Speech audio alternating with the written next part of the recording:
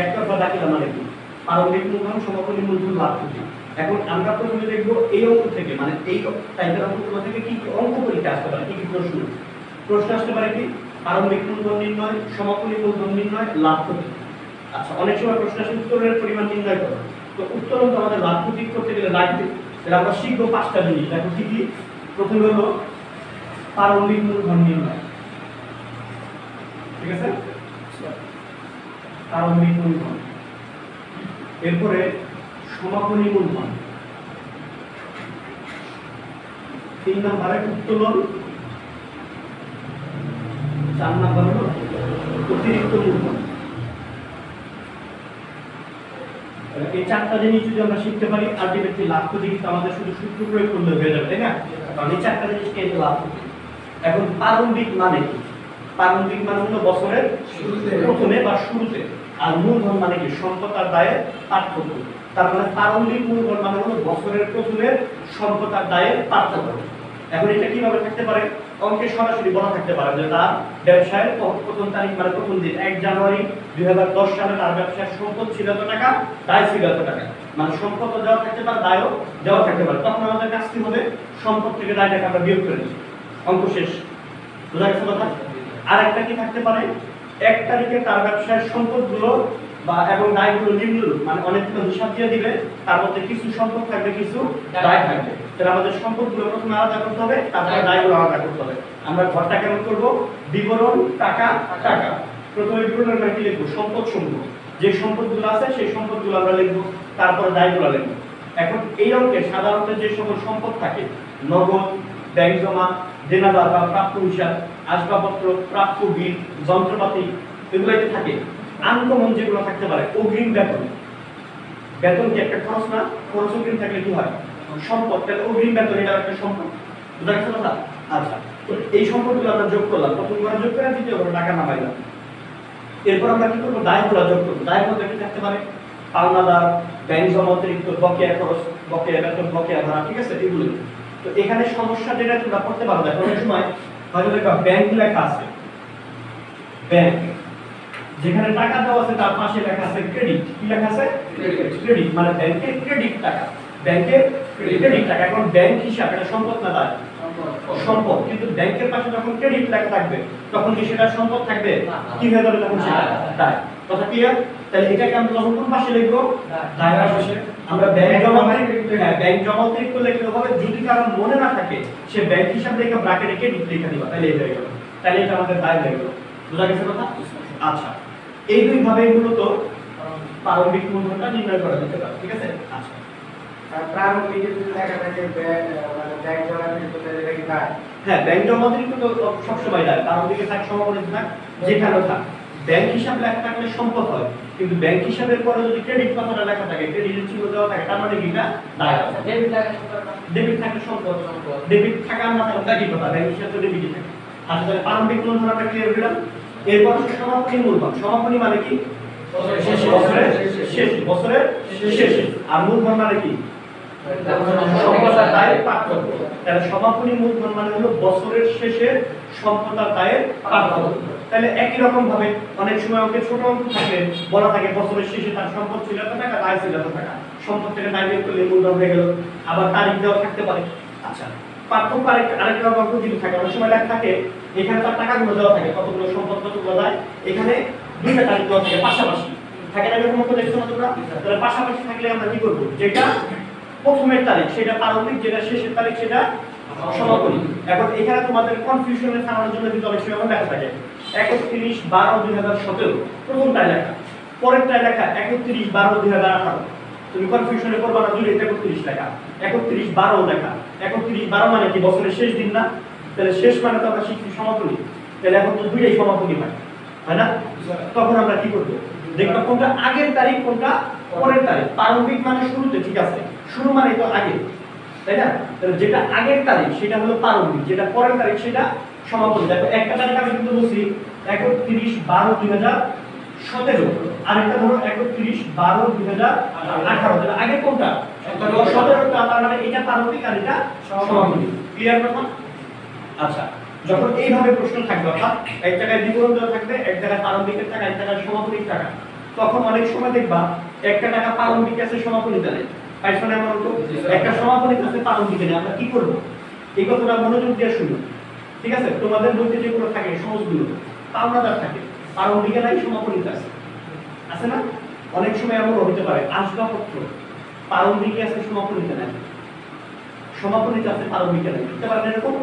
আচ্ছা, তোমাদের জন্য এটা আসার সম্ভাবনা একেবারে কম, শুধু কঠিন হলে আসবে। তারপরে শিখাই দিতেছি, ভালোভাবে খেয়াল রাখবে, মনোযোগ দিয়ে শুনুন।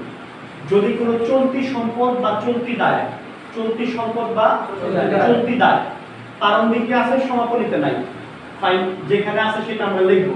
প্রারম্ভিকে আছে, প্রারম্ভিক মূলধনের সময় আমরা লিখবো। সমাপনীতে নাই, সমাপনী মূলধনের সময় আমরা লিখবো না। কথা ক্লিয়ার? সমাপনীতে আছে, প্রারম্ভিকে নাই, ফাইন, সমাপনীতে আছে আমরা সমাপনীতে লিখবো, প্রারম্ভিকে নাই আমরা প্রারম্ভিকে লিখবো না। কথা ক্লিয়ার? স্থায়ী সম্পদ, স্থায়ী সম্পদ মানে কি? যেগুলো অনেক দিন থাকে, তাই না? স্থায়ী সম্পদ সমাপনীতে আছে, প্রারম্ভিকে নাই। কথা মনোযোগ দিয়ে শুনুন, সমাপনীতে আছে, প্রারম্ভিকে নাই। তাহলে যেভাবে আছে সেভাবে আমরা প্রারম্ভিকে লিখবো না, সমাপনীতে লিখবো। কিন্তু প্রারম্ভিকে আছে, সমাপনীতে নাই। আসবাবপত্র প্রারম্ভিকে আছে 50,000, সমাপনীতে নাই, তাহলে সেটা সমাপনীতেও লিখতে হবে। ওই টাকাটাই সমাপনীতেও লিখতে হবে। কারণ তোমার কাছে 50,000 টাকার আসবাবপত্র ছিল, এটা তো 1 বছরের মধ্যে উদা হয়ে যেতে পারে না। মজুত পণ্য পরিবর্তন হতে পারে, তুমি ব্যবসা করতেছো, নগদ টাকার পরিবর্তন হতে পারে, টাকা আসবে টাকা যাবে। আসবাবপত্র মানে তোমার কাছ থেকে যদি চলে যেতে চায় তাহলে সেটা বিক্রি করতে হবে না, তাহলে নিচে লেখা করতে হবে আসবাবপত্র বিক্রি করা হবে, এরকম লেখা থাকে না। তো এটা তোমাদের নাও আসতে পারে, কিন্তু আসতে পারে কোনটা দেখো, অনেক সময় তুমি লক্ষ্য করছো যে মালিক তার ব্যক্তিগত টাকা দ্বারা ব্যবসার জন্য একটি কম্পিউটার কিনে, ওই টাকাটাকে আমরা অতিরিক্ত মূলধনে দিচ্ছি, তাই না? এবং আমাদের অঙ্কটা সহজ করার জন্য ওই যে কম্পিউটারটা অফিস সরঞ্জাম নামে ওই তালিকার মধ্যে বক্সের মধ্যে দিয়ে দেয়, প্রারম্ভিকও দিয়ে দেয়, সমাপনীতেও দিয়ে দেয়। কিন্তু যদি এরকম দেখো দেখো ওই ওই সব করা উচিত, তোমাদের অনেকগুলো মডেলে কিন্তু করাইছি আমি, যে ধরো আসবাবপত্র প্রারম্ভিক আছে 20,000, সমাপনীতে আছে 50,000, ঠিক আছে? তাহলে বাড়লো কত? 30,000। ওই নিচে লেখা ছিল যে মালিক নিজের টাকা দ্বারা বা নিজের তহবিল থেকে 30,000 টাকা আসবাবপত্র ক্রয় করে, এখানে কিন্তু 30,000 বাড়ায় 50,000 বাড়ায় দিচ্ছে। তো যদি দেখো নিচে কখনো লেখা আছে মালিক তার নিজের টাকা দিয়ে কোনো কিছু ক্রয় করছে, তাহলে তুমি ওই জিনিসটা দেখবা যে টাকাটা কি বাড়ছে কিনা। মানে ধরো নিচে লেখা আছে মালিক নিজের টাকা দেয় বা নিজস্ব তহবিল থেকে 30,000 টাকা দিয়ে একটি আসবাবপত্র ক্রয় করে, আসবাবপত্র ক্রয় করে, তাহলে তুমি আসবাবপত্রটা দেখবা যে টাকা প্রারম্ভিকে কত ছিল, সমাপনীতে কত আছে। যদি দেখো প্রারম্ভিকে যা ছিল ওইটার সাথে নতুন করে যেটা কিনলো, ধরো প্রারম্ভিকে 20,000 আছে, নতুন করে 30,000 কিনছে, তাহলে কত হইল? সমাপনীতে 50,000 আছে, তাহলে তোমার কোনো কাজ করতে হবে না, প্রারম্ভিকে 20,000 লিখবা, সমাপনীতে 50,000 লিখবা। কিন্তু যদি দেখো প্রারম্ভিক 20,000, সমাপনীতে 20,000 লিখছে, অথবা সমাপনীতে কিছুই নাই, তাহলে এটাকে 50,000 তোমার বানাই দিতে হবে, 20,000 থাকে 30,000 যোগ করে 50,000 বানাই দিতে হবে। এটা একটা সম্ভাবনা খুবই কম, তোমাদের মধ্যে কোনো দিবে না। তারপর বলে দিলাম এরকম করো না, মানে এইটা করছো যে মালিক নিজের টাকা দিয়া অফিসের জন্য কিছু কিনছে, ওইখানে টাকাটা যোগ করাইছে, যোগ করা হয়েছে, এই কারণে যোগ করা ছিল দেখে আমাদের কোনো সমস্যা নেই। কিন্তু যখন যোগ করা না থাকবে তখন যোগ করে দিতে হবে। তাহলে আমরা প্রারম্ভিক মূলধন আর সমাপনী মূলধন তো নির্ণয় করতে পারবো এখন, নাকি? আচ্ছা, এবার আমাদের উত্তোলন নিয়ে আলোচনা করি। উত্তোলন মানে হলো মালিক যদি ব্যবসা থেকে কোনো টাকা পয়সা নিয়ে যায়, মালিক ব্যবসা থেকে কোনো টাকা নিয়ে গেলে মালিক টাকাও নিতে পারে, পণ্যও নিতে পারে। এই উত্তোলনের মধ্যেই এই অঙ্কের ঝামেলাটা থাকবে, ঠিক আছে? অনেক সময় এরকম বলা থাকবে মালিক ব্যক্তিগত প্রয়োজনে প্রতি মাসে এত টাকা করে উত্তোলন করেন, প্রতি মাসে। আমরা অঙ্কটা করি কত দিনের জন্য? বছরের জন্য। তাহলে মাসে যদি থাকে সেটাকে আমাদের 12 দিয়ে গুণ করে কি করতে হবে? বছর বানিয়ে নিতে হবে। বুঝতে পারছো এটা? অনেক সময় দেখবা পণ্য উত্তোলন এবং নগদ উত্তোলন থাকে, একটা থাকে মাসে, একটা থাকে বছরে। এই লাইনটা খুব মনোযোগ সহকারে পড়বা, যে আমি কি দুইটাকে 12 দিয়ে গুণ করব নাকি একটাকে 12 দিয়ে গুণ করব। অনেক সময় এরকম লেখা থাকে মালিক মাসে 500 টাকা করে নগদ উত্তোলন করেন ও এত টাকার পণ্য উত্তোলন করেন, এত টাকার পণ্য উত্তোলন করেন। এই এত টাকার এটা কিন্তু আর মাসে বলে নাই। যদি একবারে বলতো তাহলে কিভাবে বলতো? মালিক প্রতি মাসে 500 টাকা নগদ ও এত টাকার পণ্য উত্তোলন করেন। ওই নগদের পরে উত্তোলন করেন লাইন কিন্তু শেষ করতো না। এটা কিন্তু বাংলা ব্যাকরণের বিষয় বলতেছে। আবার খেয়াল করো, যখন আলাদা থাকবে তখন কিভাবে বলবে? মালিক প্রতি মাসে 500 টাকা নগদ উত্তোলন করেন, লাইন শেষ না? এবং 2000 টাকার পণ্য উত্তোলন করেন। তাহলে ওই 2000 টাকার পণ্য কিন্তু প্রতি মাসে সে করে নাই। প্রতি মাসে করলে কিভাবে লিখতো?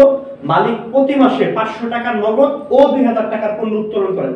আগে দেখো নগদ উত্তোলন করেন, লাইন শেষ হয়েছে, আর এখন একসাথে থাকবে কি হবে, নগদ উত্তোলন ও পণ্য উত্তোলন করেন।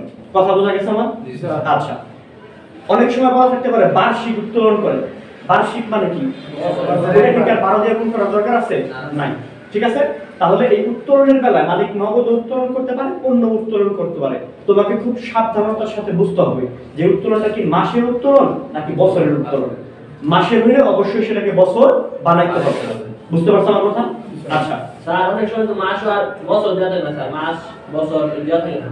তখন তো সরাসরি লেখা আছে মালিক মোট এত টাকার পণ্য উত্তোলন করছেন, মোট মানে তো বছরই, তাহলে তার আবার গুণ করার দরকার নেই। ঠিক আছে, আচ্ছা, এরপরে এই দুইটা ছাড়াও সরাসরি ছাড়া একটু ঘুরাইয়া বলা থাকে কেমন, মালিক তার ব্যক্তিগত প্রয়োজনে এত টাকা ব্যবসা থেকে নিয়ে গেলেন, সেটা উত্তোলন। মালিক পণ্য বিক্রয়কৃত অর্থ নিয়ে গেলেন, এটা উত্তোলন। মালিক ব্যবসা থেকে তার ছেলের স্কুলের বেতন দিলেন, উত্তোলন। তার মেয়ের জন্য পণ্য পাঠালেন, উত্তোলন। তার ছেলেকে টাকা দিলেন, মেয়েকে এটা দিলেন। মানে এক কথায় মালিক যদি তার নিজের জন্য, তার পরিবারের জন্য কোনো কিছু, টাকা হোক, পণ্য হোক, যা কিছু হোক, ব্যবসা থেকে যদি কিছু নিয়ে যায়, ব্যবসার কিছু যদি ব্যবহার করে, সেটাই উত্তোলন। ঠিক আছে, মালিক নিজে তার পরিবারের ব্যবহারের জন্য 500 টাকার পণ্য ব্যবসা থেকে নিয়ে গেছে, এটাও উত্তোলন। বোঝা গেছে? তো এই শুধু উত্তোলনের পরিমাণ নির্ণয়, এটা কিন্তু অনেক সময় ক নাম্বারেও কিন্তু পরীক্ষা আসে, আসে না? ক নাম্বারেও কিন্তু পরীক্ষা আসে। ক্লিয়ার? আচ্ছা, এবার আমরা শিখব অতিরিক্ত মূলধন। অতিরিক্ত মূলধন মানে মালিক বছরের প্রথমে যে টাকা থাকে সেটা তো প্রারম্ভিক মূলধন। এছাড়া অন্য কোনো সময় যদি মালিক ব্যবসাকে আবার টাকা দেয়, সেটাকে বলা হয় অতিরিক্ত মূলধন। তো এখানে স্বাভাবিক লাইন বলা থাকে এরকম যে মালিক নতুন করে আরো এত টাকা বিনিয়োগ করেছেন, এত টাকা ব্যবসায় আনলেন। অথবা বলা থাকতে পারে কি, মালিক তার ব্যক্তিগত টাকা দ্বারা ব্যবসার জন্য একটি কম্পিউটার কিনেন, ব্যবসার জন্য একটি আসবাবপত্র কিনেন। আসবাবপত্র কার জন্য কিনছে? ব্যবসার জন্য। টাকা কোন জায়গা থেকে দিয়েছে? মালিকের ব্যক্তিগত তহবিল থেকে। তাহলে এটা অতিরিক্ত মূলধন। বোঝা গেছে কথা? স্বাভাবিক নিয়মে থাকে এত টাকা অতিরিক্ত বিনিয়োগ করেন, কিন্তু একটু কঠিন করতে চাইলে কি লেখা থাকবে, মালিক ব্যবসার জন্য একটি অফিস সরঞ্জাম কিনলেন তার ব্যক্তিগত টাকা দিয়ে। আরো কঠিন থাকলে কি বলা থাকবে, যেরকম সাধারণত কলেজের ওকে থাকে, কলেজেও কিন্তু ওকে আছে একতরফা থাকিলে, তখন লেখা থাকে কি, মালিক তার ব্যক্তিগত কম্পিউটারটি 50,000 টাকায় বিক্রি করে তা দিয়ে ব্যবসার জন্য একটি ফটোকপি মেশিন কিনেন। কিন্তু ব্যক্তিগত কম্পিউটার বিক্রি করলে কার টাকা? মালিকের টাকা। মালিকের টাকা দিয়ে ব্যবসার জন্য কোনো কিছু কিনলে অতিরিক্ত মূলধন। ক্লিয়ার কথা? স্যার উত্তরণের কি আর ঘরটা কিভাবে হবে? বিবরণ টাকা। আচ্ছা, অতিরিক্ত মূলধনে দেখো আরো একটা বিষয় থাকতে পারে, অনেক সময় এভাবে লেখা থাকতে পারে, বিবিধ দেনাদারের নিকট থেকে অর্থ আদায়ের অসুবিধা হওয়ায়। লাইন করে ডরে দেবে, এটা কি জীবনে পড়িনি, মনে হবে না? এখন বিবিধ দেনাদার, দেনাদার মানে কি, যার কাছে আমি টাকা পাই।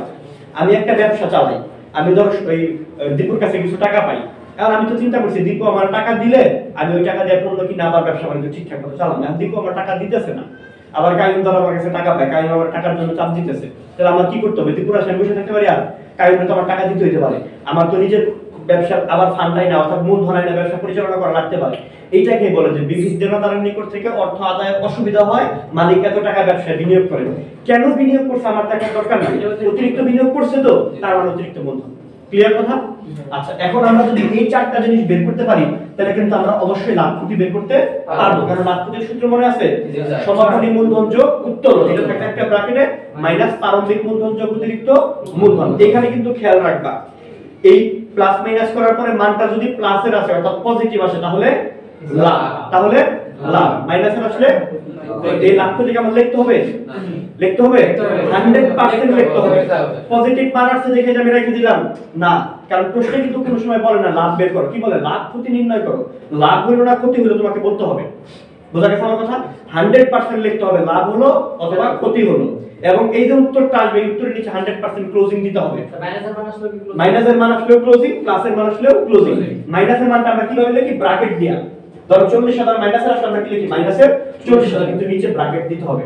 তার ক্লোজিং, ক্লোজিং। এরপর আমরা লিখলাম লাভ 40,000, তাহলে এখানেও কিন্তু আমাকে ক্লোজিং দিতে হবে। ক্ষতি 40,000, এখানেও কিন্তু আমাকে ক্লোজিং দিতে হবে। ব্র্যাকেট থাকলে ক্ষতি, ব্র্যাকেট না থাকলে লাভ।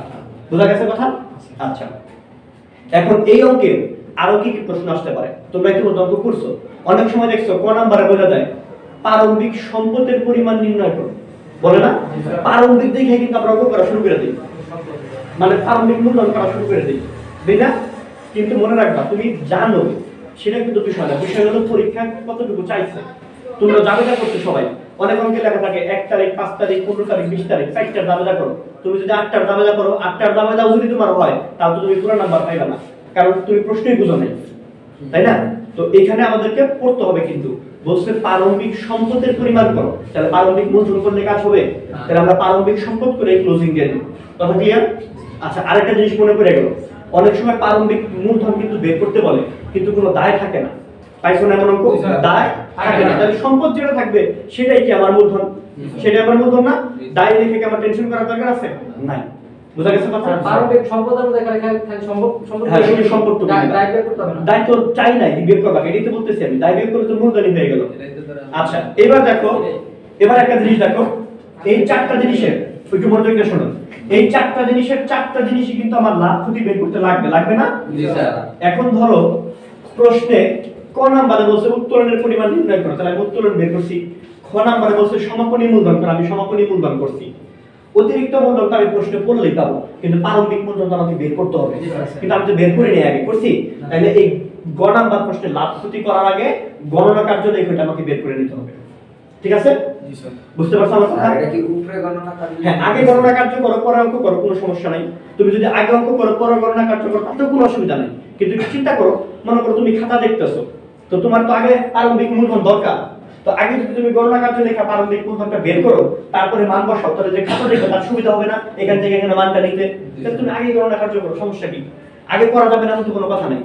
তার মানে দাগ দিয়ে নিয়ে আবার গণনা হ্যাঁ, একেবারে ডাইরেক্ট তোমার টাকারই দরকার কি? তুমি লেখো গণনা কার্য, এই অঙ্ক করতে একটা অঙ্ক করতে 15 মিনিট লাগে, লাগে? না, তো তুমি না। ঘরে গিয়ে করো গণনা কার্য লেখা, একেবারে প্রারম্ভিক মূলধন নির্ণয় করা হলো লেখা, তুমি ঘরে গিয়ে অঙ্ক করো, সমস্যা কি তোমার? সময় তো তোমার আছে, তাই না? তাহলে গণনা কার্য আমাদের কখন করতে হবে? যখন এই 4টার মান আমরা পাবো না, ঠিক আছে? তখন কিন্তু আমাদের যেটার মান পাবো না সেটার মান গণনা কার্য করে বের করে নিতে হবে। কথা বোঝা গেছে? আচ্ছা, এবার এই একতরফা দাখিল অঙ্ক নিয়ে কারো কোনো প্রশ্ন থাকলে বলো, একজন একজন করে বলবা। আগে একটু দাঁড়াইবা, কষ্ট করে বা হাত তুলবা, আমি বলতে বললে বলবা। বলো, কার কি প্রশ্ন আছে? নাই স্যার। কারো প্রশ্ন নাই? কারো প্রশ্ন নাই? তাহলে এটা আমরা সবাই বুঝতে পারছি। আচ্ছা, এবার